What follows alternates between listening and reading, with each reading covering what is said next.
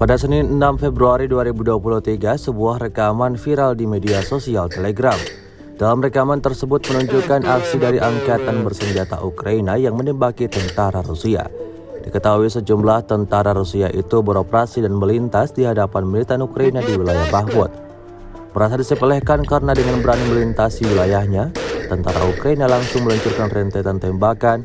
Namun diketahui tak ada satupun yang terkena tembakan seperti yang terlihat dalam rekaman.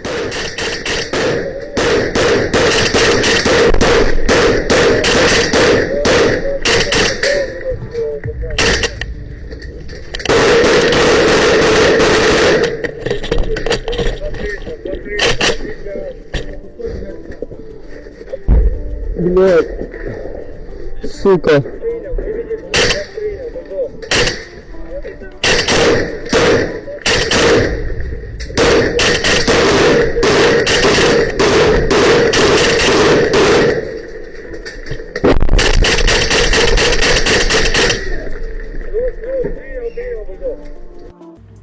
Rusia melaporkan 382 pesawat Ukraina, 206 helikopter, 3023 kendaraan udara tak berawak, 403 sistem rudal anti pesawat dieliminir sejak awal operasi khusus.